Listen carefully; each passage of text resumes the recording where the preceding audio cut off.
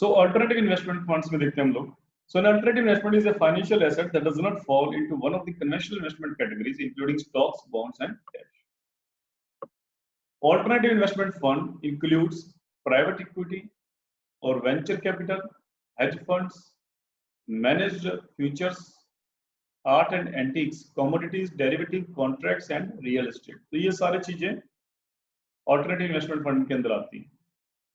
Like private equity, like venture capital, सब चीजों को हम पढ़ने वाले हैं आज. Hedge funds, managed futures, art and antiques, कुछ antiques body को परचेज कर लेना, पेंटिंग्स खरीद लेना.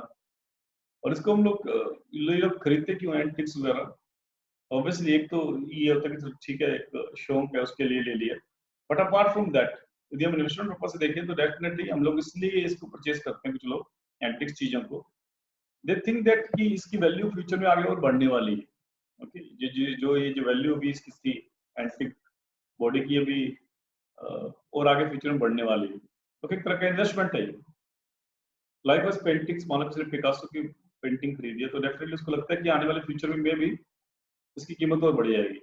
ओके जिसकी लैंड परचेज करते हैं तो उसकी मान लो कैपिटल गेन हो जाता है. दैट मींस लैंड की कीमत यदि बढ़ जाती है so that's come under the capital gain. So यदि ये भी एक तरीका है ओके एंटिक्स पे परचेज करना. इसके अलावा कमोडिटीज परचेज कर सकते हैं. Yes derivative contracts and real estate में जैसे कि कुछ हाउसिंग रेट्स में कुछ इन्वेस्टमेंट कर दिया बिकॉज हम जानते हैं कि फ्यूचर में इस पे इसकी कीमत बढ़ सकती है. ओके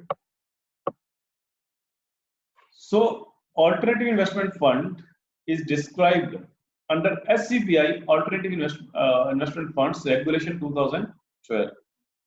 so in India में this alternative investment fund are regulated by this particular regulations. so the SCBI stands for yes क्या होता है? What is SCBI? Security and Exchange Board of India. Security and Exchange Board of India. So this SCBI Alternative Investment Funds Regulation 2012. इस regulations के अंदर ये basically regulate किया जाता है अल्टरनेटिव इन्वेस्टमेंट फंड्स को. और ये रेगुलेशंस जो आए थे 2012 में they divide these alternative investment funds into 3 categories. हमारे इंडिया में 3 कैटेगरीज में डिवाइड किया गया है अल्टरनेटिव इन्वेस्टमेंट फंड्स. उसको ध्यान से समझ लेना.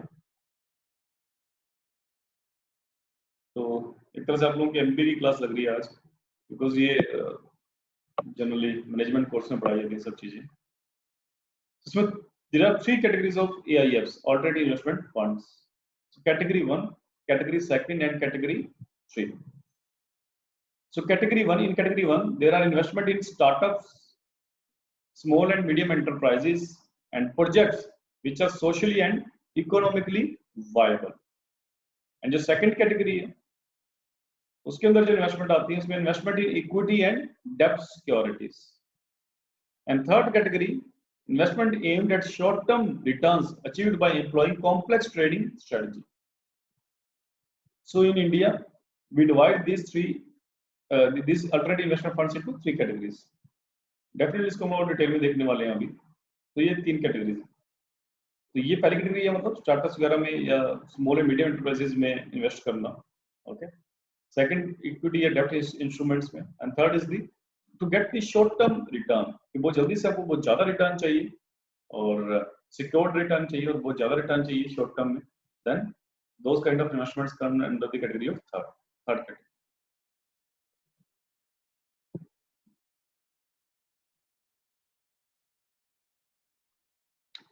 सो ये कैटेगरी 1 में देखो क्या क्या चीजें आती हैं. कैटेगरी 1 में VC, venture capital, infrastructure fund, angel fund and social venture fund. तो ये 4 चीजें आती हैं. एंड कैटेगरी सेकंड में कौन कौन से फंड्स आते हैं? प्राइवेट इक्विटी, ये इन्वेस्टमेंट ये फंड्स, प्राइवेट इक्विटी, डेब्ट fund, fund of funds. And third category में कौन कौन से आते हैं? हेज फंड, ये इसमें 2 ही आते हैं, 4, 3 एंड 2. ऐसे याद रख सकते हैं आप लोग. Under category 1 there are 4 funds और 4 kind of investments, and category second 3 kind of funds, and in category 3 2 kind of funds. One is hedge fund and other is the private investments in public equity fund, PIPE. Okay,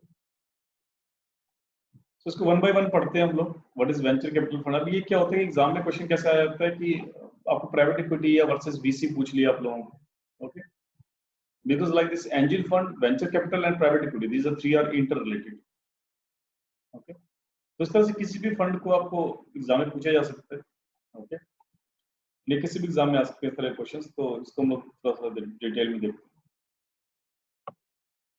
and इसके बाद ही आप लोग understanding भी बनेगी कि ये context हम करने वाले थे, बिकॉज अभी क्या है कि गवर्नमेंट ने एक नया अल्टरनेटिव इन्वेस्टमेंट फंड बनाया है रियल एस्टेट के लिए, ओके, उसी के कॉन्टेक्स्ट में हम लोग बेसिकली ये सारी डिटेल पढ़ रहे हैं, okay.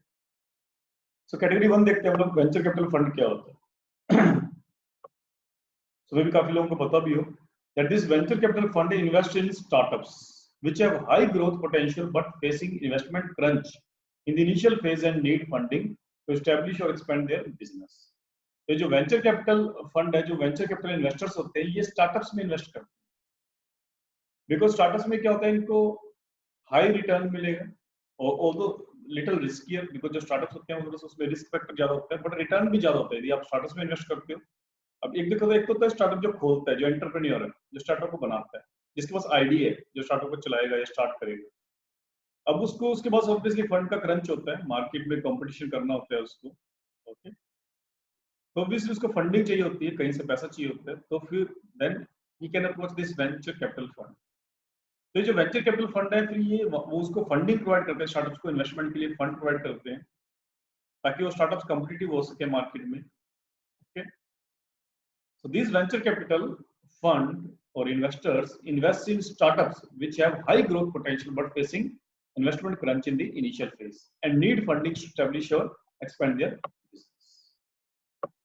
Here investors make equity investments. तो ये याद रखना है आप लोगों को, here investors make equity investments. तो ये जो फंड्स होते हैं ये गवर्नमेंट ही बनाती है या फिर? अभी देखो गवर्नमेंट ने तो इसको डिस्क्राइब किया है, इसके लिए रेगुलेशंस बनाती है अल्टरनेटिव इन्वेस्टमेंट फंड्स। इन्वेस्ट कौन करेगा? Private player. इसके लिए इन्वेस्ट करेगा प्राइवेट प्लेयर्स के लिए, but these are the regulations. So ये जो तमाम जो हम पढ़ रहे हैं कैटेगरीज, ये जो कैटेगरीज है तमाम, ये अल्टरनेटिव इन्वेस्टमेंट फंड के अंदर आती है, ओके। जैसे कि मान लो गवर्नमेंट बैंक्स प्राइवेट बैंक्स भी होते हैं, बट गवर्नमेंट रेगुलेशंस उसके बनाती है, ऑब्वियसली आरबीआई को रेगुलेट करता है बैंक्स को, ओके।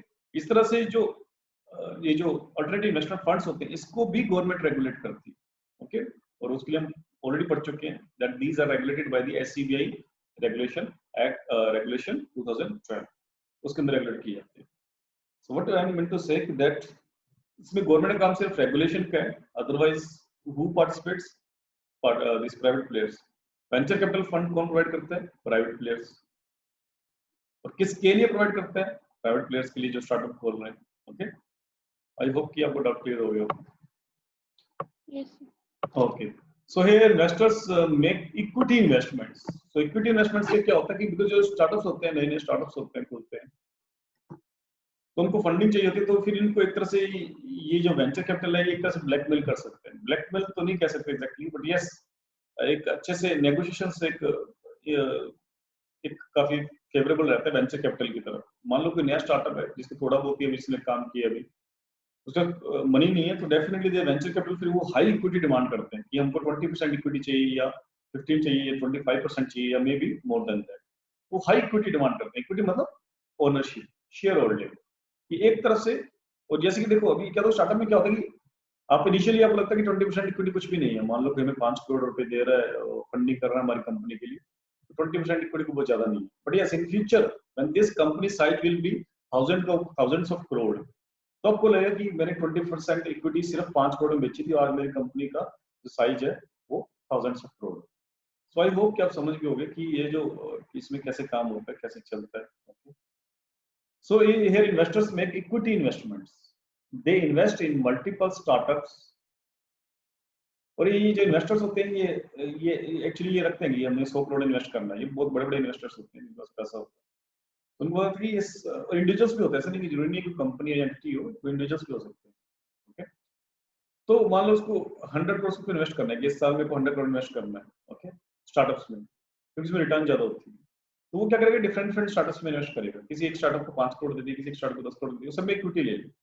एक तरह से एक ही झटके में इतनी सारी कंपनी का मालिक बन गया, इक्विटी उसमें शेयर होल्डिंग ले ली, ओनरशिप ले ली, based on that share holding, percentage of share holding, equity share holding, okay. तो वो मल्टीपल कंपनीज में इन्वेस्ट करते हैं depending on their business profiles. Unlike hedge funds, venture capital funds focus on early stage investment. तो hedge funds थोड़ा सा जो company secured होती है उसी में इन्वेस्ट करते हैं, लेकिन जो जो वेंचर कैपिटल होता है ये थोड़ा सा जो स्टार्टअप अर्ली स्टेज में है। कहने का मतलब क्या है कि उसने स्टार्टअप खोल लिया, कुछ थोड़े बहुत कस्टमर्स भी आने लग गए उसके पास। मान लो किसी ने फर्ज करो कि फूड चेन का कोई रेस्टोरेंट कोई सीरीज खोली है या उसने पहले एक रेस्टोरेंट खोला है, ओके, कुछ नया प्रोडक्ट लेकर आ रहा है वो फर्ज करो, तो उसको आगे इसको बढ़ाना है। उसने सिर्फ एक ही जगह पे खोला दिल्ली में, उसको लग रहा है कि दिल्ली में ब्रांचेस खोलनी है या दूसरी कंट्रीज में उसको या होटल सीरीज बनानी है, चेन बनानी है, वट जैसे कैफे कॉफी डे का एक आप एग्जांपल ले सकते हैं, कोई भी एग्जांपल, रेड बस का एग्जांपल ले सकते हैं, स्टार्टअप में रेड बस, ठीक है। तो उसको मान लो उसको फैलाना है अपने बिजनेस को, उसको फंड चाहिए था। तो वो मान लो इनिशियल स्टेज में थोड़ा सा उसने काम किए, मे बी 1 साल हुआ उसने काम करते हुए, 6 महीने हुए या 3 महीने हुए, लेकिन उसने थोड़ा सा अपना बिजनेस दिखा दिया कि ये बिजनेस मेरा चल रहा है इस तरह का, उसको फिर वेंचर कैपिटल फंड कर देते हैं। So it's early stage investment, कभी वो मेच्योर स्टेज में नहीं आया था बिजनेस, अभी जस्ट स्टार्ट ही हुआ है, एंड वहां पर फिर वेंचर कैपिटल को इन्वेस्ट करते हैं।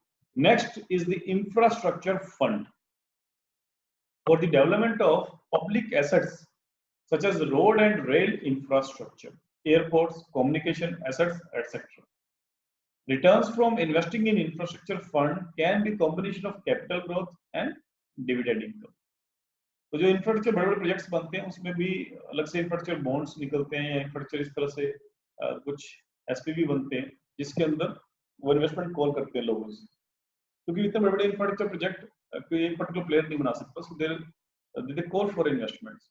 और फिर वो जो लोग इन्वेस्ट करते हैं उनको क्या लालच होता है, तो ये कि जो इंफ्रास्ट्रक्चर बनेगा उसको आने वाले टाइम में से कैपिटल गेन हो जाएगा। मान लो फर्ज करो कि हाउसिंग प्रोजेक्ट है, या फिर मान लो फर्ज करो कि बहुत अच्छी कोई रोड प्रोजेक्ट है, ओके, उनको पता है कि आने वाले टाइम में इसकी वैल्यू इंक्रीज हो जाएगी इंफ्रास्ट्रक्चर की। मान लो एयरपोर्ट है, उनको पता है कि आने वाले टाइम में इस एयरपोर्ट की वैल्यू इंक्रीज हो जाएगी और हमारे पास इस एयरपोर्ट की इतनी ओनरशिप रहेगी, ओके। उसके अलावा एक तो कैपिटल गेन हो गया, आने वाले टाइम में इसकी वैल्यू इंक्रीज हो जाएगी, उसके अलावा डिविडेंड इनकम, जो भी हर साल प्रॉफिट आएगा, that some percentage of profit we will gain in the form of dividend. So when an infrastructure fund invests in socially desirable viable projects, the government may extend the benefit tax benefits. इसके अलावा ये दो benefit मैंने बताए हैं, एक तो dividend है, सेकंड इज कैपिटल गेन। इसके अलावा इनको टैक्स बेनिफिट्स भी मिल जाते हैं कभी कभी, जब गवर्नमेंट को लगता है कि ये जो प्रोजेक्ट है ये सोशली काफी वायबल प्रोजेक्ट है, मतलब सोशली काफी बेनिफिशियल प्रोजेक्ट है, then government may extend the tax benefits to these investors. Now what are the angel fund? So angel fund, it is a type of venture capital fund. जब हमने सबसे पहले जो पढ़ा था वेंचर कैपिटल फंड की तरह ही है, कुछ वैसा ही है, इनमें से फर्क क्या हम लोग देखेंगे अभी। And investors fund for startups, इससे भी स्टार्टअप्स की तरह, जैसे हम बताया मेरे प्राइवेट इक्विटी, एंजल फंड और वेंचर कैपिटल फंड, तीनों एक ही कैटेगरी के हैं, तीनों कंपनीज में इन्वेस्ट करते हैं, तीनों इक्विटी लेते हैं कंपनी की, थोड़ा डिफरेंस है इसमें, वो हम लोग देखेंगे। एंड इनफैक्ट लास्ट में मैंने इनको तीनों को कंपेयर भी किया होगा। So angel fund like venture capital fund invest in startups as and when new business become lucrative. These investors typically invest in firms which are generally not funded by established venture capital funds because of their growth uncertainty. तो वो सारी company या startups जिसके अंदर venture capital invest नहीं किए, because venture capital को लगता है कि इसमें रिस्क ज्यादा है और ये अभी आइडिएशन स्टेज में, ये बिजनेस अभी स्टार्ट भी नहीं हुआ, okay.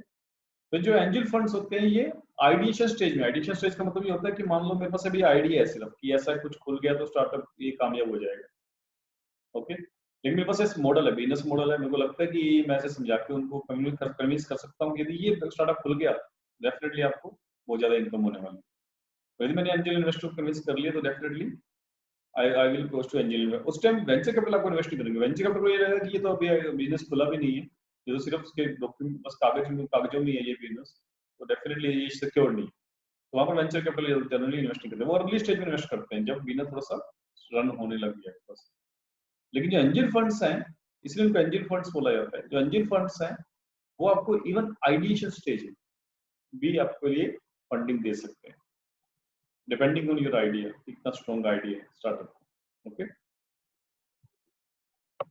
like as I shared that one of my friend, he is in USA, okay, and he opened the Cariton company, okay, mother milk this bank, उस पे यूएसए में उन्होंने एक कंपनी ओपन की है, and in fact he was my student. तो अभी वो काफी, I mean that was also funded by the angel funds, उनको भी एंजल फंड इन्वेस्ट किया था उनके ऊपर, and this companies were now having good this capital. So now social venture fund, because last category जो category 1 की थी, that was a social venture fund.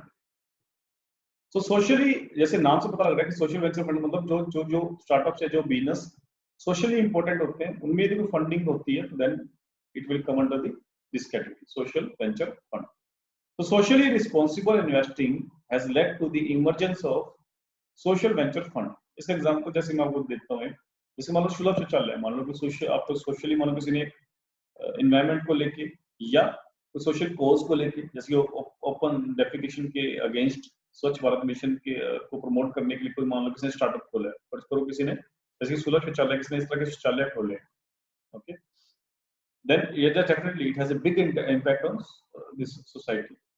पर ऐसा नहीं है कि वो इन्वेस्ट इसलिए इन्वेस्ट, ऑब्वियसली इन्वेस्टर यदि कोई इन्वेस्ट कर रहा है देन फॉर प्रॉफिट मेकिंग, ये बात याद रखना कि प्रॉफिट मेकिंग तो एक रहता ही है इसमें इन्वेस्टमेंट, उसको ये खत्म या वहां से ये खत्म नहीं होगा। Okay, so profit making so is foremost this aim in this investment, this kind of investment. But सबकी एक जो इन्वेस्टर्स होते हैं, सबके एक तरीका होता है इन्वेस्ट करने का कि हम किस तरह के प्रोजेक्ट्स में इन्वेस्ट करेंगे। जैसे कि आप लोग कभी अभी बहुत सारी वेबसाइट भी बन चुकी हैं, आप कभी कोई इन्वेस्टर्स की वेबसाइट खोल के देखना तो उसमें आपको पता लगेगा, जैसे कुछ लोग इन्वेस्टर डिफाइन करते हैं कि मेरे को सिर्फ फूड प्रोडक्ट्स में ही इन्वेस्ट करना है, ओके, मेरे को इसी प्रोडक्ट में, तो काफी चूजी होते हैं। So likewise there are investors who invest only in this social venture fund, okay, उसमें दोनों चीजें होती हैं। First thing that venture should be profit making, second thing that it should be some kind of social viability, okay. So these kind of investors fund in this social venture fund that typically invest in companies that have a strong social conscience. Conscience का मतलब क्या होता है?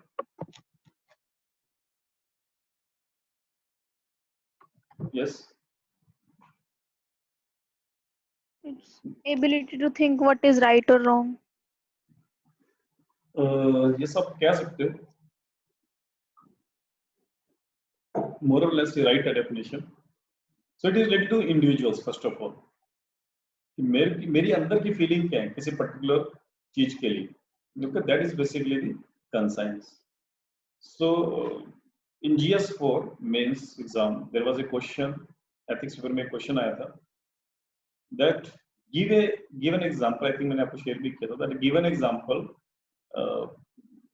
of your own life, हमारे अपनी life का example देना था, that when you have faced crisis of conscience, okay, जब आपने कभी क्राइसिस फेस किया conscience, तो उस तरह का क्वेश्चन आया था।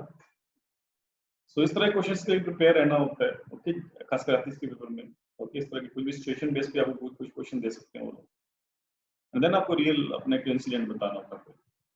ऑब्वियसली सारे लोग रियल इंसिडेंट नहीं बताते हैं, कुछ लोग क्रिएट करते हैं इंसिडेंट, और जब वो क्रिएट करके लिखते हैं तो ऐसा लगता है कि वो रियल जैसा ही है, ओके, ऐसा भी कुछ लोगों में आर्ट वर्क के लिए देखते हैं। ऑब्वियसली सबके पास कुछ ऐसे इंसिडेंट नहीं थे, मैक्सिमम लोगों ने इसको क्रिएट ही किया था एट दैट टाइम एग्जामिनेशन। सो इसको प्रैक्टिस करेंगे हम लोग एथिक्स के पेपर में। So strong social conscience and aim to bring a real change in this society. Okay. So वो लोग जो सोसाइटी में रियल चेंज लाना चाहते हैं, इस तरह के स्टार्टअप्स हैं, इस तरह की कंपनीज हैं। These companies focus on making profits and solve environmental as well as social issues simultaneously. Social venture fund generally invests in projects based out of developing countries as they have great potential for growth as well as social change. Okay. तो ज्यादातर इस तरह के project develop countries के अंदर invest किया जाता है। जैसे माइक्रोसॉफ्ट कंपनी है, वो ज्यादातर वो इस तरह के डेवलपिंग कंट्रीज को लेकर इन्वेस्ट करती है, ओके, बिकॉज डेवलपिंग कंट्रीज में सोशल वायबिलिटी ज्यादा होती है, जो वहां पर भी डेवलपमेंट होना है, इसलिए वहां पर इस तरह के प्रोजेक्ट्स लगते रहते हैं जो कि सोशली वायबल है. So we will now discuss the next category. Category second of alternative investment funds. So in category second, our first fund is private equity fund. So जैसे कि एंजल फंड और venture capital fund startups में या companies में invest करते हैं, उसी तरह से private equity funds also invest in unlisted private companies and take a share of their ownership. तो इस तरह से ये भी प्राइवेट कंपनीज में ही इन्वेस्ट करता है प्राइवेट इक्विटी फंड्स, बट ये तब इन्वेस्ट, और ये जो इनफैक्ट ये जो इन्वेस्ट करता है, this P fund typically has a fixed investment period from 4 to 7 years. ये लंबे टाइम तक इन्वेस्ट करता है. एंजल फंड्स है वो इस तरह से इन्वेस्ट करेंगे, जैसे आपको 5 करोड़ दे दिया तो आपको बोलेंगे ठीक है 1 साल का टाइम है आपके पास, शॉर्ट टाइम के लिए 1 साल का टाइम है, ये 5 करोड़ आप प्लान बताओगे मैं इसको कैसे खर्च करने वाला हूँ, आप खुद की सैलरी बताओगे कि मैं मेरे को सैलरी 1 लाख रुपए महीना चाहिए, इस तरह से. ओके, उस 5 करोड़ का पूरा बताओगे कि मेरे को इतना 5 करोड़ में इतना मेरे को मार्केटिंग के लिए यूज करना है, इतना मेरे को प्रोडक्ट डेवलपमेंट के लिए यूज करना है, इतना मेरे को ऑफिस क्रिएशन के लिए करना है यूज, व्हाटएवर.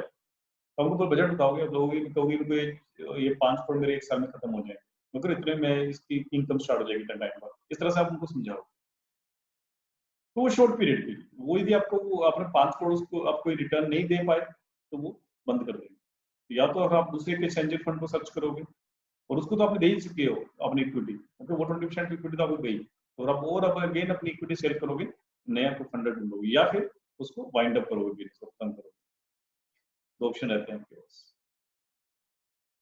तो इस तरह से एंजल फंड्स है. सिर्फ वेंचर कैपिटल फंड है वो थोड़ा सा और लंबे पीरियड तक देता है फंड, इनफैक्ट लंबे पीरियड इन्वेस्टमेंट देगा, बट वो उनका थोड़ा सा इसने बिजनेस थोड़ा दिखा दिया अपना मॉडल, और जब बिजनेस थोड़ा सा और ज्यादा रन हो गए, जिससे थोड़ा सा और सिक्योर्ड हो गए, तो उसको फिर प्राइवेट इक्विटी वाले फंड करते हैं, और फिर थोड़ा सा और लंबे टाइम तक उसको फंड करते हैं, because now this business are more secure relatively. So after ये 4 से 7 साल तक इसमें फिक्स्ड इन्वेस्टमेंट होती है, प्राइवेट इक्विटी फंड वाले इन्वेस्ट करते हैं, and after 7 years the firm expects that it would be able to exit the investment with a good amount of profit. तो ये जो इन्वेस्टर्स होते हैं ये इन्वेस्ट करने के बाद एक फिक्स पीरियड इन्वेस्ट करते हैं, उसके बाद अपना फंड निकाल के ले जाते हैं. ओके, जो उस कंपनी में अपना इन्वेस्ट फंड रखते नहीं है, इनफैक्ट आफ्टर फिक्स्ड पीरियड ये अपना फंड निकाल के उसमें से ले जाते हैं. Okay, after making good amount of profit, ये अपना कैलकुलेट कर लेते हैं कि मेरे को इतना अमाउंट, ये डबल या ट्रिपल हो जाएगा अमाउंट मेरा, उस हिसाब से ये इन्वेस्ट करते हैं. सो these are the little differences. Now next is the debt fund. This fund primarily invests in debt instruments, जैसे कि नाम से पता लग रहा है, of listed as well as unlisted companies. तो ये एक तरह से ये जो फंड होती है डेब्ट फंड, मतलब जो इन्वेस्टर्स होते हैं, ये फंड जो करते हैं ये एज इक्विटी, उसको ये जो कंपनी की इक्विटी परचेज नहीं करते हैं with this fund, but what they do, ये क्या करते हैं कि उनको एक तरह से उधार देते हैं, कर्ज देते हैं, और उसके ऊपर डिविडेंड की बजाय वो लोग क्या लेते हैं, इंटरेस्ट, उनको ब्याज मिलता है. सो companies that have low credit score, जो कंपनीज का क्रेडिट स्कोर लो होता है, जनरली रिलीज हाई यील्ड डेब्ट securities companies with high risk. तो ये डेब्ट फंड बेसिकली किन कंपनीज के लिए है, ये उन कंपनीज के लिए जिनका क्रेडिट स्कोर कम होता है. आजकल काफी टीवी में ऐड भी आती है कि अपना क्रेडिट स्कोर चेक करो फलाना वेबसाइट के ऊपर, ओके, पैसा बाजार या व्हाटएवर. तो आप इन तरह के वेबसाइट्स पे आप लोग अपना क्रेडिट स्कोर चेक कर सकते हो, इस तरह से ऐड भी आती है आजकल. तो क्रेडिट स्कोर का मतलब क्या है कि आप कितना रिलायबल हो, कि कोई बैंक या कोई इन्वेस्टर आपको क्यों इन्वेस्ट करे, या आपको क्यों क्रेडिट दे. क्रेडिट मतलब आपको उधार में पैसा दे. And if you have a high credit score, that means you will get more credit from investors. And if you are low in the credit score, then to take the credit will be difficult for those companies. So ये जो डेब्ट fund, ये जो alternative investment fund के जो डेब्ट fund होते हैं, ये जो इन्वेस्टर्स होते हैं, ये बेसिकली लो क्रेडिट स्कोर कंपनीज में इन्वेस्ट कर देते हैं.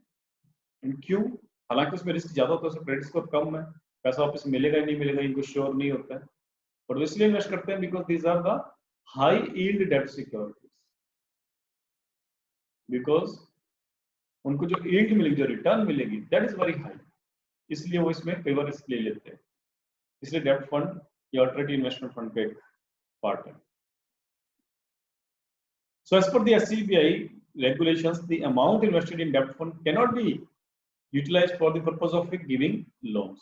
तो ये याद रखना कि जो SCBI regulations ये बोलती है कि आपने फर्ज करो किसी से ब्याज ले लिया, 10% के ब्याज से उसके ऊपर पैसा ले लिया आपने, डेब्ट फंड उससे ले लिया, और आपने 12% के फंड के ऊपर किसी और को ब्याज दे दिया, ये आप नहीं कर सकते। ओके, तो जो कर्ज वाला जो पैसा है उसको आप फर्दर ब्याज पे नहीं दे सकते, उसको आप अपनी कंपनी में यूज करना चाह रहे हो अपनी कंपनी ग्रोथ के लिए, दैट इज अलाउड। ओके, तो ये याद रखना है, these are the SCBI regulations. Now third this item of this category second funds is the fund of funds, and as the name suggests, this fund is a combination of various AIFs, alternative investment funds. The investment strategy of the fund, इस नाम से पता लग रहा है fund of funds का मतलब क्या, कि जो अल्टरनेटिव इन्वेस्टमेंट फंड को फंड देता है। ओके, तो उसको बेसिकली उस तरह के इन्वेस्टर्स को, उस तरह के फंड को फंड ऑफ फंड्स बोला जाता है। So the investment strategy of the fund is to invest in a portfolio of other AIFs rather than making its own portfolio or deciding what specific sector to invest in. जैसे कुछ लोग हैं वो इतनी tension लेना नहीं चाहते या उनके पास इतना एक्सपर्टाइज नहीं है कि वो लोग ये डिसाइड कर सके कि किस कंपनी में इन्वेस्ट करना है और कितना करना है और कैसे करना है। तो वो लोग क्या करते हैं कि ऐसे बहुत सारी इनफैक्ट ऐसे बहुत सारे अल्टरनेटिव इन्वेस्टमेंट फंड्स बने हुए हैं, बहुत सारी कंपनीज बनी हुई हैं इसके ऊपर, जिनका काम सिर्फ ये होता है, वो एक तरह से मीडिएटर का काम करते हैं, कमीशन एजेंट का काम करते हैं, एक तरह से मिडलमैन का काम करते हैं between the this borrower, or you can say that within this company and the investor. Okay, तो वो जो इन्वेस्टर है वो डायरेक्ट उस कंपनी में इन्वेस्ट ना करके उस मिडलमैन को अप्रोच करे, and this middleman is also a alternative investment fund. Okay, वो अल्टरनेटिव इन्वेस्टमेंट फंड करता है, लेकिन तो ये भी एक अल्टरनेटिव इन्वेस्टमेंट फंड है। So this AIF is this fund of fund, मतलब एक AIF दूसरे AIF को बेसिकली के ऊपर इन्वेस्ट कर रहा है। So however, it should be kept in mind that fund of funds under AIFs cannot issue units of fund publicly, unlike fund of funds under mutual funds. Okay.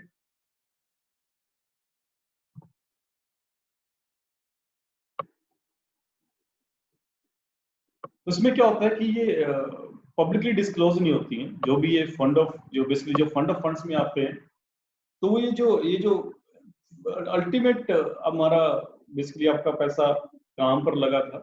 Okay, ultimate हमारा ये जो पैसा काम पर लग रहा है ये डिस्क्लोज नहीं होती चीज, ये उस अल्टरनेटिव इन्वेस्टमेंट फंड जिसने डायरेक्टली कंपनी इन्वेस्ट किया उसको तो पता है, लेकिन उसको डिस्क्लोज नहीं होता, जो दिस पब्लिकली डिस्क्लोज नहीं होता कि उससे जो फाइनल इन्वेस्टर है वो कौन था और उसने कहां पर इन्वेस्ट किए।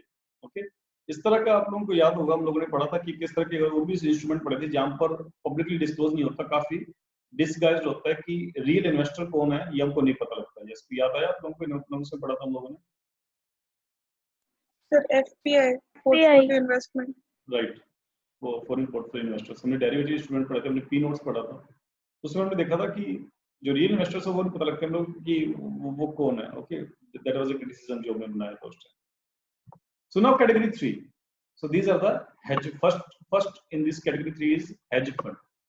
So hedge fund is basically an investment pool contributed by a limited number of partners, investors, and operated by a professional manager with specific goals in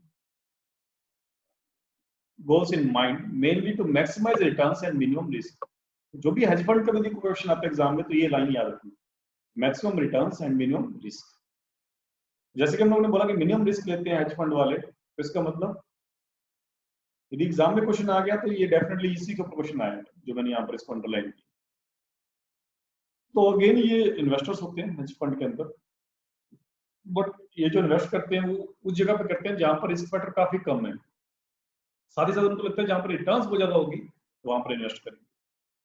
and it is the most complicated investment fund, alternative investment fund, AIF। Complicated क्यों है? Because they hire this technician, managers को higher करते हैं, directly कभी ये invest नहीं करेंगे। जो इन्वेस्टर्स ये जो हेज फंड के अंदर जो इन्वेस्ट कर रहे हैं वो कभी भी डायरेक्टली इन्वेस्ट नहीं करेंगे। वैसे टेक्निकल जो बड़े बड़े कुछ कॉलेजेस से पढ़े होते हैं, मैनेजमेंट जो बड़े बड़े मैनेजर्स होते हैं, उनको ये लोग हायर करेंगे, उनके थ्रू हमेशा इन्वेस्ट करते हैं ये। ओके, बिकॉज उनको ये चीज इंश्योर करनी होती है, minimum risk and maximum returns which they themselves can not ensure. So because of their nature, hedge funds are typically only open to qualified investors. ये सारे तरह के इन्वेस्टर इन्वेस्ट नहीं करते, सिर्फ क्वालिफाइड इन्वेस्टर्स में से इन्वेस्ट करते हैं। And hedge funds are relatively less regulated as compared to its counterparts such as mutual funds and other investment vehicles. However, they are expensive relative to other financial investment instruments. Okay, तो ये expensive थोड़ा महंगे पड़ते हैं, but yes इसमें जो invest करेगा वो बहुत ही क्वालिफाइड इन्वेस्टर होगा, जैसे बड़ी बड़ी कंपनीज होंगी, या कोई एयरटेल या कोई माइक्रोसॉफ्ट, इस तरह के इन्वेस्टर्स होंगे, फिर बड़ी बड़ी कंपनीज होंगी, या कोई टाटा, बहुत क्वालिफाइड इन्वेस्टर्स होंगे, बट उनसे यदि आपको इन्वेस्टमेंट लेना है तो this investment will be expensive, तो आपको उनको रिटर्न थोड़ा ज्यादा देनी पड़ेगी। Okay, so this kind of investments are called hedge funds. Now, under this category 3, the second AIF is the private investment in public equity fund (PIPE). जिसके नाम से पता लग रहा है इन्वेस्टमेंट क्या हो रही है, प्राइवेट प्लेयर इन्वेस्ट कर रहा है, और कहां पर इन्वेस्ट कर रहा है, in public equity fund. So it is a privately managed pool of privately sourced funds for public equity investments. Private investment in public equity refers to buying shares of publicly traded stock at a discounted price. तो मान लो कोई public company है और वो discount में अपने share को cell कर रही है, अपनी इक्विटी सेल कर रही है, देन उस तरह की इन्वेस्टमेंट में कोई प्राइवेट प्लेयर्स इन्वेस्ट करते हैं स्पेसिफिक स्कीम के अंदर, कोई डिस्काउंटेड स्कीम के अंदर कोई इन्वेस्ट सेल शेयर कर रही है तो पब्लिक कंपनी, तो उसमें जो प्राइवेट प्लेयर्स इन्वेस्ट करेंगे that will come under this pipe category. This enables the investor to purchase a stake in the company while the company selling the stake receives capital infusion to grow its business. तो दोनों को win win situation है। जो company के अंदर return company को कम मिल रही थी तो वो अपना बिजनेस को रिफॉर्म कर सकता है, ग्रो कर सकता है नई कैपिटल इन्फ्यूज होने के बाद, और जो इन्वेस्टर है उसको एक अच्छा खासा रिटर्न मिलेगा in the form of dividend. So कुछ और चीजें जो याद रखने वाली हैं जो इसी रेगुलेशंस के अंदर आता है, सीबीआई रेगुलेशंस के अंदर आता है। ओके, और ये सब इंफॉर्मेशन ऑफिशियल वेबसाइट से ली गई है। ओके, सो इसके ऊपर डेफिनेटली इस बार क्वेश्चन आ सकता है अल्टरनेटिव इन्वेस्टमेंट फंड के ऊपर। They can ask for hedge funds, they can ask for angel fund और whatever. So minimum investment required to invest in an AIF is ₹1 crore.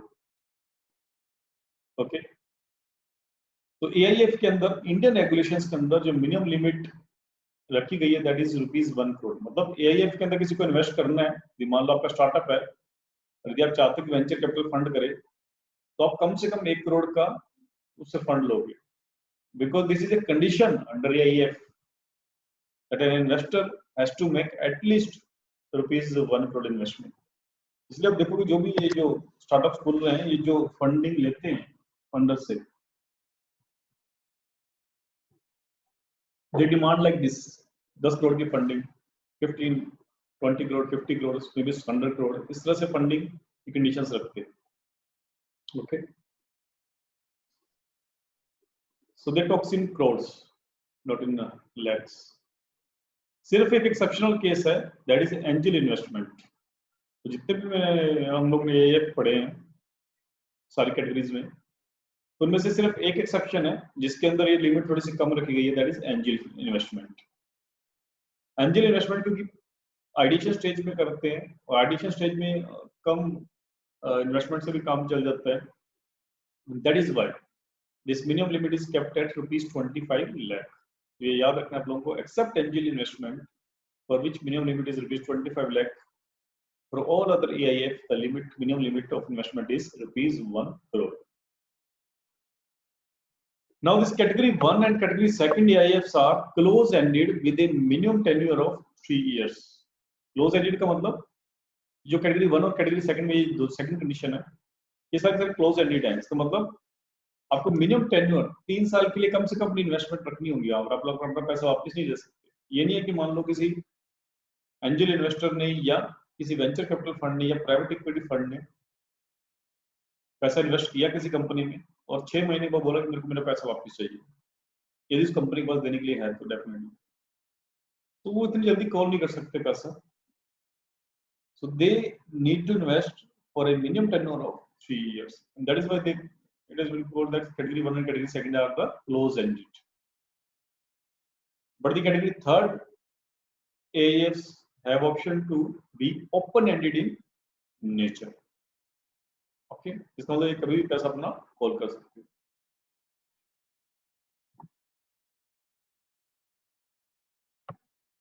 And now we will see the comparison between the angel fund versus venture capital versus private equity। हालांकि मैं आपको बता चुका हूँ, समझा चुका हूँ ये चीज, दोबारा से देख लो फटाफट से इन दोनों में डिफरेंस क्या है, सिमिलैरिटी क्या है, तीनों को कंपैरिजन क्यों कर रहे हैं, तो ऑब्वियसली कोई सिमिलैरिटी भी होगी। सिमिलैरिटी क्या है कि तीनों एक तरह से स्टार्टअप्स या कंपनीज को इन्वेस्ट करती है, और तीनों में डिफरेंस क्या है कि स्टेजेस, कि कौन कौन से स्टार्टअप की स्टेज में है, वहां पर डिफरेंस आ जाता है। यदि कोई स्टार्टअप आइडिएशन स्टेज में, इसको सीड इन्वेस्टर्स भी बोलते हैं, एंजल इन्वेस्टर्स और सीड इन्वेस्टर, जो एंजल फंड के अंदर इन्वेस्ट करते हैं इसको एंजल इन्वेस्टर बोला जाता है या सीड इन्वेस्टर बोला जाता है। So these investors participate in businesses that are so early stage that may be pre-revenue with few to no customers at all। ऐसा बिजनेस के पास 10 कस्टमर आए, 20 कस्टमर आए, कोई ऐसा बिजनेस है या उसके पास कस्टमर अभी है ही नहीं, सिर्फ आइडिएशन स्टेज है। प्री रिवेन्यू का मतलब रेवेन्यू जनरेशन होना स्टार्ट ही नहीं हुआ, इनकम स्टार्ट होना स्टार्ट नहीं हुई, सिर्फ एक्सपेंडिचर ही हो रहा है उसको। ओके, सो उस तरह के जो फंडिंग होती है उसको जो उनको जो इन्वेस्ट करते हैं उनको बोलते हैं एंजल इन्वेस्टर्स। अब थोड़ा सा स्टार्टअप फर्ज करो कि कोई स्टार्टअप ग्रो हो चुका है थोड़ा सा, उसने अपना रेवेन्यू मॉडल एस्टेब्लिश कर लिया, इसका मतलब उसको कमाई थोड़ी सी होने लग गई है, और उसके पास कुछ अच्छे खासे कस्टमर्स भी हैं, तो उस कंडीशन में उसको जो इन्वेस्ट करते हैं दैट इज वेंचर कैपिटल। और ये भी है कि एंजल फंड है वो कम पैसा देगा, वेंचर कैपिटल और ज्यादा पैसा देगा, वो प्राइवेट इक्विटी वाले इससे भी ज्यादा इन्वेस्टमेंट करेंगे ऑब्वियसली। ठीक है, ज्यादा रिस्क है कम पैसा मिलेगा, आपके बिजनेस में कम रिस्क है और ज्यादा पैसा मिलेगा, आपके बिजनेस में और कम रिस्क है और ज्यादा पैसा मिलेगा। So they typically invest in businesses that have proven their revenue model, or if not, at least have a sizable and rapidly growing customer base with a revenue strategy in clear sight. Last is private equity. When a company has gone beyond generating revenue and developed profitable margins, stable cash flow, and can service a significant amount of debt. In that case, if the company is more stable now, then in that case, the investors will be private equity investors.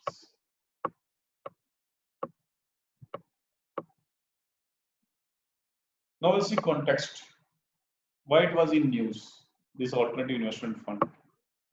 On 6th November 2019, the government approved the creation of an alternative investment fund. एक नया alternative investment fund बनाया government ने, consisting ₹25,000 crore for housing projects in country. Because पिछले एक साल से ये तो हम जानते हैं कि इकोनॉमिक डाउन चल रही है, एंड उस इकोनॉमिक डाउन चलने के पीछे एक सबसे बड़ा रीजन ये भी है कि that real estate sector is not doing well. जो भी प्रॉपर्टी सेक्टर है, real estate sector means the related to property, that is not doing good. Okay, और एक रियल एस्टेट सेक्टर सबसे अहम सेक्टर होता है कंपनी का, जो आई मीन इकोनॉमी का जो डाउनफॉल होने में या इंक्रीज होने में। ओके, बिकॉज मैक्सिमम ट्रांजैक्शन जो होता है वो रियल एस्टेट सेक्टर में होता है, बिग मनी का। ओके, तो अभी हो क्या रहा था कि जो डेवलपर्स थे, डेवलपर्स कौन होते हैं, जो बेसिकली प्रोजेक्ट को बनाते हैं, ओके, जो पैसा लगाते हैं। मान लो कोई फर्ज करो कोई हाउसिंग कॉलोनी बनानी है, नोएडा में हाउसिंग कॉलोनी बन रही है, उसके ऊपर जो इन्वेस्टमेंट होगा वो कौन करेंगे? डेवलपर्स। वो किसी कॉन्ट्रैक्टर को हायर करेंगे, वो कॉन्ट्रैक्टर वो बना के देगा वो सारा का सारा प्रोजेक्ट, लेकिन जो पैसा देगा वो पैसा कौन देगा? डेवलपर, उस कॉलोनी को बनाने के लिए। और उसके पास पैसा आएगा कहाँ से? ऑब्वियसली डेवलपर्स खुद से पैसा तो कुछ ऐसा क्रिएट हो नहीं रहा है, तो पैसा आएगा कहाँ से? In the terms of loans. तो वो क्रेडिट लेगा कहाँ से? बैंक से। उस डेवलपर ने बैंक से क्रेडिट लिया और एक हाउसिंग प्रोजेक्ट बना दिया। ओके, फर्ज करो 500 हाउसेस का एक आपको एक उसने एक विला तैयार कर दिया, अपार्टमेंट तैयार कर दिया। एंड उसके बाद वो क्या करते हैं कि कॉल करने लग जाते हैं कि इन्वेस्टर्स के जो भी कस्टमर्स के लिए कि जो भी हाउस को परचेज करना चाहता है उसको परचेज करने लग जाए। इनफैक्ट जब प्रोजेक्ट ड्यूरिंग कंस्ट्रक्शन फेज या प्री कंस्ट्रक्शन फेज से वो स्टार्ट कर देते हैं। ओके, अपना पोर्टफोलियो दिखा के, और डिपेंड करता है कि कितना वो रिलायबल है पर्सन या कितना प्रोजेक्ट रिलायबल है, उसके हिसाब से फिर कस्टमर इन्वेस्ट करते हैं। अभी हो क्या रहा था कि ये जितने भी जो रियल एस्टेट प्रोजेक्ट चल रहे थे, ओके, अब इसमें क्या हो रहा था कि ये प्रोजेक्ट बन रहे थे, बैंक से कर्जा ले रहे थे डेवलपर्स, और उनको जो बायर्स हैं वो नहीं मिल रहे थे। जो नए बायर्स हैं हाउसिंग प्रोजेक्ट्स के लिए वो उनको नहीं मिल रहे थे। And that is why these developers also becoming bankrupt, then whole economic was slowing down. Okay, क्योंकि वो डेवलपर्स फिर अपना वो टाइमली अपना इंटरेस्ट पे नहीं कर रहे थे बैंक्स को। Why? Because their projects were not viable, उनके हाउसेस को खरीद नहीं रहा है। या एक हमने एग्जांपल ये हाउसिंग इंफ्रास्ट्रक्चर का, real estate can be anything else. Okay, so in that case the government tried to reform this real estate sector, थोड़ा सा पुश देने के लिए रियल एस्टेट सेक्टर में। जैसे मैंने को बताया कि जब प्राइवेट प्लेस फेल हो जाते हैं then who will come in picture? Government. तो गवर्नमेंट अपनी तरफ से कुछ एक्सपेंडिचर करती है ताकि ये थोड़ा सा वायबिलिटी बन जाए इकोनॉमी में, एक बिग पुश की जरूरत होती है। इस तरह से रियल एस्टेट सेक्टर डाउन हो रहा था, तो गवर्नमेंट ने एक ₹25,000 करोड़ प्रोवाइड कर दिए through alternative investment fund in real estate sector. So in the initial amount of rupees 25,000 crore, the government will provide rupees 10,000 crore. So unlike other AIFs, जहाँ पर private investors funding करते हैं, here in this alternative investment fund, government is providing rupees 10,000 crore. ये तो government खुद से provide कर रही है अपनी बजटरी एलोकेशन से, हमारे बजट से पैसा कटेगा ₹10,000 करोड़ का, while the rest amount will be provided by SBI and LIC. Okay, बाकी जो अमाउंट है ये दो गवर्नमेंट की कंपनीज इन्वेस्ट करेंगी। अभी कोई बाकी जो PSUs है वो तो सारी लॉस में जा रही है आजकल। ओके, एंड कुछ PSU तो सेल आउट हो रही है जैसे कि एयर इंडिया। अब जो कुछ बची कुछ हैं जैसे कि ONGC हुआ या SBI हुआ, जो LIC हुआ, जो IOCL हुआ, जो थोड़ा प्रॉफिट मेकिंग है, महारत्ना कंपनीज है, ये कुछ प्रॉफिट मेकिंग है।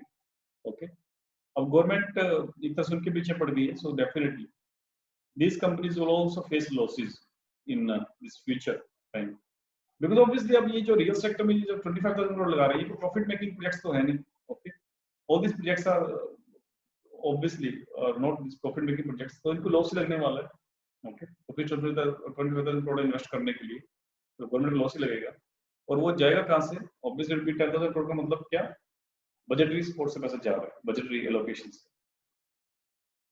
ओके, जो कि बर्डन है, obviously it's a burden. Okay, और उसको फायदा भी किसको होगा? बड़े बड़े डेवलपर्स को फायदा होगा, किसी छोटे मोटे दुकानदार को, छोटे मोटे MSME सेक्टर में कुछ फायदा नहीं मिल रहा किसी को। सो ऑब्वियसली दोस बैंकक्रप्टर्स जो कि बैंकक्रप्ट हो रहे हैं डेवलपर्स, उनको फायदा मिलने वाला।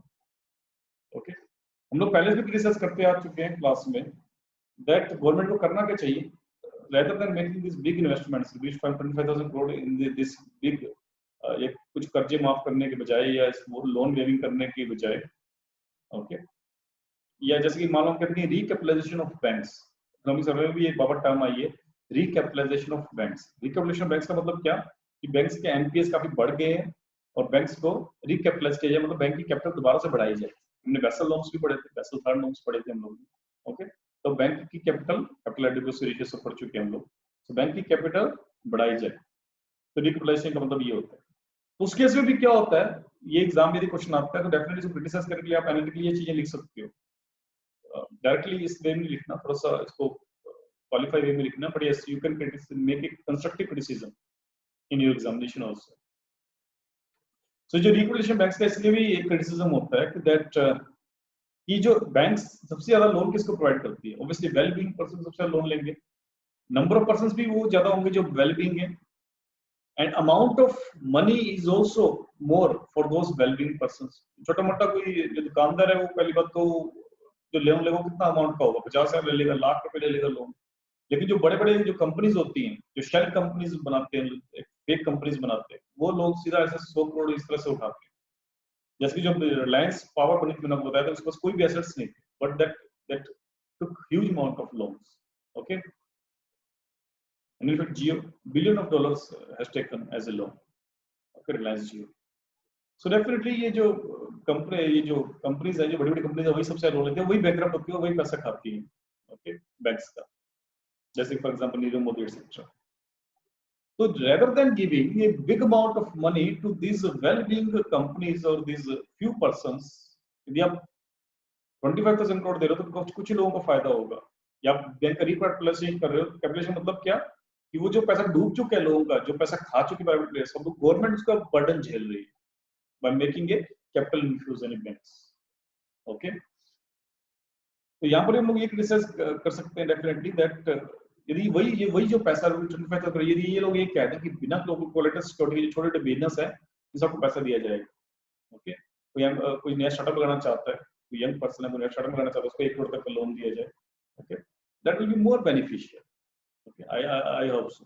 और इससे डिसेंट्रलाइज्ड डेवलपमेंट भी होगा कि जो हर एक टाउन लेवल पे या हर डिस्ट्रिक्ट लेवल पे भी डेवलपमेंट हो सकेगा उससे। Okay, so now the funds will be set up as category second EIF। ये जो अल्टरनेटिव इन्वेस्टमेंट फंड बन रहा है रियल एस्टेट सेक्टर के लिए 25,000 करोड़ का, ये किस कैटेगरी में आएगा, या कि हमने 3 कैटेगरी पढ़ी थी, so it will come under the category second registered with the SCBI। तो ये याद रखना कि ये सारी रेगुलेशंस है ये SCBI के अंदर आती है।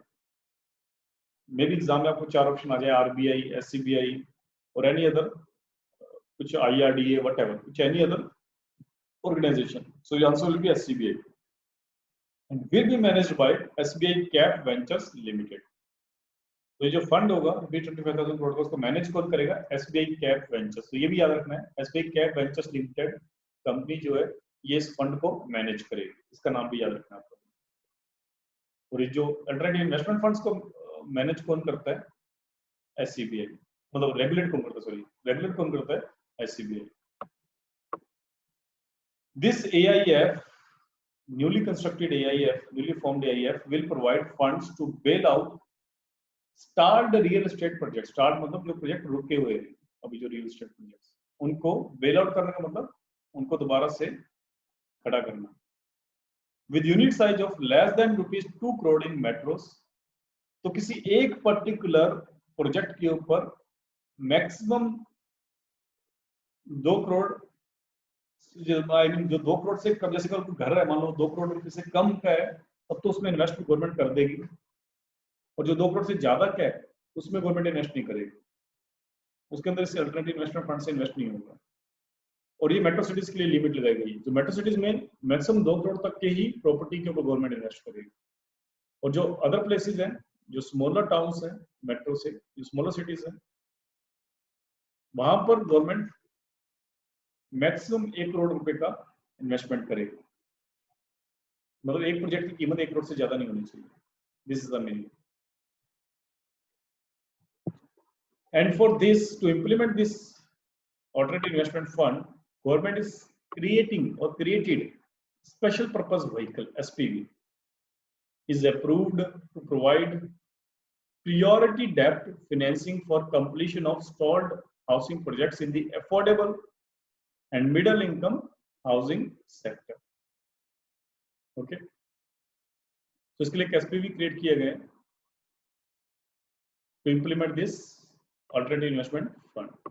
So this is it with this current affair class. Now we will move to certain culture. So if you have any doubt, definitely you can ask. Yes, any doubt? Anything you want to ask? तो ये जो investment fund है ये directly invest करते हैं या through banks ये invest करते हैं? नहीं, इसमें बैंक्स का कोई रोल नहीं है। इसमें एक कंपनी है और एक इन्वेस्टर है, उसमें डायरेक्टली इन्वेस्ट कर रहा है। तो कॉर्पोरेट के बेसिकली शेयर्स खरीदी परचेज कर रहा है या कॉर्पोरेट का ओनरशिप ले रहा है, उसमें कोई बैंक्स का कोई रोल नहीं है। जितने भी अल्टरनेटिव इन्वेस्टमेंट फंड्स हैं ये कोई प्राइवेट प्लेयर्स इन्वेस्ट कर रहे हैं, जिसमें बताया कि प्राइवेट प्लेयर्स इन्वेस्ट कर रहे हैं। किसके लिए इन्वेस्ट कर रहे हैं? प्राइवेट प्लेयर के लिए इन्वेस्ट कर रहे हैं। अब बात रही ये जो नया अल्टरनेटिव इन्वेस्टमेंट फंड बना है रियल एस्टेट सेक्टर वाला, यहाँ पर मैंने आपको जैसे बताया कि 25,000 करोड़ को डिवाइड ऐसे किया गया कि ₹10,000 करोड़ जो इन्वेस्ट करेगी वो गवर्नमेंट इन्वेस्ट करेगी और जो बचा हुआ अमाउंट है वो एसबीआई और एलआईसी दोनों मिलकर इन्वेस्ट करेंगे। ओके, और कहां पर करेंगे? रियल एस्टेट सेक्टर में इन्वेस्ट करेंगे। और कौन से रियल एस्टेट सेक्टर में इन्वेस्ट करेंगे ये लोग चूज करेंगे। ऑब्वियसली वो रियल एस्टेट सेक्टर वो सारे प्राइवेट प्लेयर्स होंगे जिन्होंने अपने हाउसिंग प्रोजेक्ट्स या और शॉप्स वगैरह बना रखी है और कमर्शियल प्रोजेक्ट्स बना रखे हैं।